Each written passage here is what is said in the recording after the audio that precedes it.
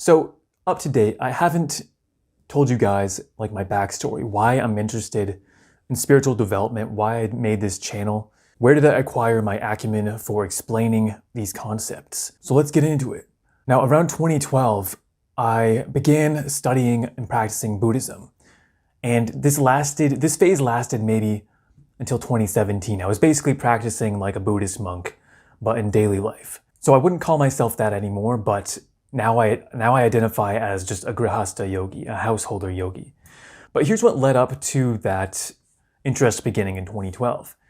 So in 2010, my last year of high school, I began to develop a severe chronic illness that started degenerating all of my tendons. And basically I had to quickly stop doing anything fun or useful or interesting. As you can imagine, that was pretty stressful. But on top of that, I was dealing with severe anxiety as well, including social anxiety.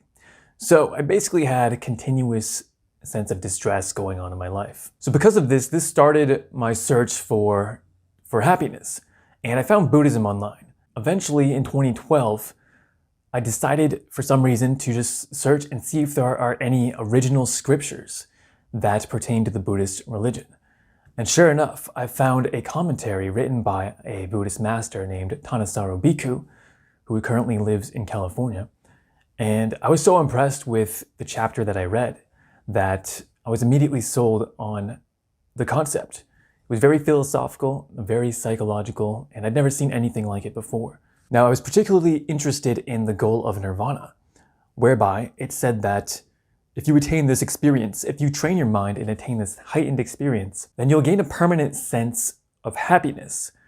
You'll no longer be able to feel stress, and you'll just have a permanent sense of contentment and fulfillment no matter what's happening in your life, even if there's bodily pain. So that promise of freedom from mental oppression really appealed to me, and I just took off from there. So from here on, there was a few phases of evolution in this process, in becoming super dedicated to the path. Now, like I said, my health was terrible, right? 2012 became clear to me that I probably wasn't going to live much longer or have much of a future. So it really helped dial in the spiritual path, right? By 2014, the year I graduated from University of Connecticut, I got a degree in resource economics and a French minor. By that time, it was my highest goal to actually become a real Buddhist monk, like go to a monastery, specifically a Theravada one, where they do ascetic practices, like they only eat once a day and things of that nature. That was my dream. I believed by that point, I had become convinced of reincarnation and that human lives don't come around often. And I really wanted to get off the path of samsara as well as achieving that permanent joy. Problem was, you can't become a monk if you're not physically capable of upholding it. Like I couldn't sit cross-legged, let alone for hours a day. And you can't inconvenience the other people and have them like need to take care of you or something. Plus you can't have any kind of debt. Now, so as you can imagine, there's a big problem for me at this point. It's clear to me that I won't be living much longer, or if I do, I'll be like kind of like a Stephen Hawking type thing. So I returned to my hometown, and I'm still doing the best I can with Buddhism, trying to do breath meditation, for example. And I prayed to the higher power. I didn't believe in God or anything, but for whatever reason, I finally prayed to this higher power. And it actually catalyzed a series of events that helped me move forward from that point on and continue living. Notably, I went to see a psychic medium that I mentioned in one of my last videos. And she really got me back on track with not only showing me that I did have a future and that it was possible to heal my body, in fact, but also eventually attain my dream of becoming a Buddhist monk and living in a monastery. Now this was great because this began what I call the Full Metal Alchemist phase of the journey, right? Because Edward Elric and his brother, they're trying to get their bodies back. That's the whole premise of the anime. And to do it, they're going through an adventure that's kind of indirect, right? They're not just like studying in a lab all day. They're actually helping save the country. That phase began then, and I ramped up my Buddhist practice such that pretty soon I entered an extreme ascetic phase.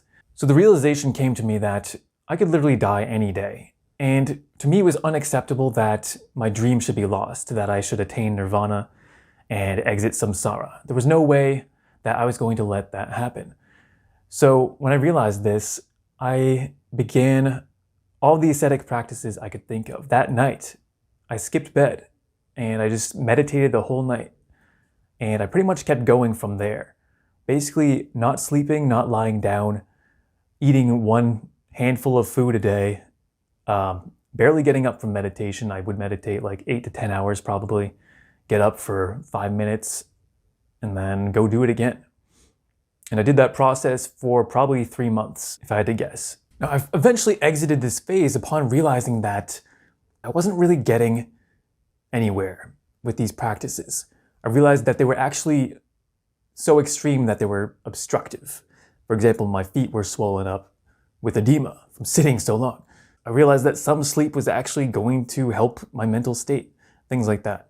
Just like Siddhartha realized during his own path. So as I exited this phase, I started reading a host of other spiritual literature. For example, Sadhguru, Zen Buddhism, Ramana Maharshi, the non-duality teacher, and The Law of One, a bunch of texts like that. That began that research phase, and it opened me up to seeing that there could be better paths for me than what I had been trying that whole time. Better meditation methods, that I didn't just have to stick to what I saw in the book, and that maybe I should design what works for me instead.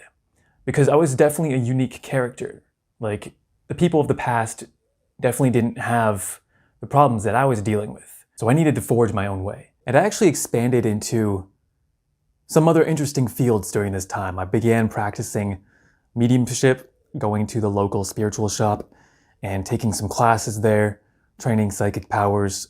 I learned Reiki, and then eventually I decided I needed to start this YouTube channel. So in 2018, I did that first video on the 4 levels of awakening in Buddhism. And my goal was that it had always been my aspiration during this time to help others see the value of everything that I was learning, all the things that were helping me. Because the whole point of this path was to help overcome mental oppression, right? To become happier. So I wanted to bring this knowledge to other people so that they could do the same with their own lives, because I knew that it was pretty well hidden. People didn't really know about this, and they didn't know how to make use of it, even if they did. So that was my goal with the YouTube channel. And I wanted to introduce people to the same goal that I had been given. The idea of enlightenment, of the kingdom of God, of Christ consciousness, this liberating mental goal that you can achieve and reclaim your true nature. So I wanted to bring all of that forth with my YouTube channel. Now I did maybe 12, 13 videos in like a lesson format, but that was very taxing on me, especially given my health. So eventually I got burned out, as you guys may have noticed, and I didn't really become re-inspired until recently. As you can tell, I'm starting to put out more brief, kind of off-the-cuff content. And the reason for that is because my mission this whole time has not only been to attain enlightenment, the kingdom of God, but to bring that forth to the whole world. Like, I'm not content with just putting out these videos and then having people react the way they want. I want to do my best to actually transform everyone's consciousness that I come into contact with. I want to inspire them. I want to show them what their higher potential could be for living and for joy and all aspects of life. So that's why I've become more active now on YouTube. And I also started writing books not only because that's my forte, like I'm very good at providing extensive detail and explanations, but also because I know the power that books have to affect change in people. Like, videos are great, but when you're reading a book, it's just you and the words. It's kind of like you're reading the words from God, right? There's no middleman. It's just, you can take in the content and have your own internal experience with it. So I found that writing books was actually an important new step for me as well in this process, and to help with my goal of bringing enlightenment back to the world. Plus, guys, YouTube isn't the most lucrative endeavor unless you're like Mr. Beast or something. So writing books is kind of the way to go, at least in terms of turning wisdom into income. So there's that too. So friends, that's a basic overview of my journey, how I got here, how I got interested in spiritual development and sharing the message with others, and my underlying purpose with sharing the message. The fact that I want to bring everyone into the same world that I got to experience. and the fact that it's part of my goal to help bring forth the age of Aquarius, the new Earth. So, with that, I hope you liked this video. Hit the like button, hit subscribe. Be sure to leave a comment and donate to the channel if you want to help support my mission to spread the spiritual word across the world. Peace out, guys.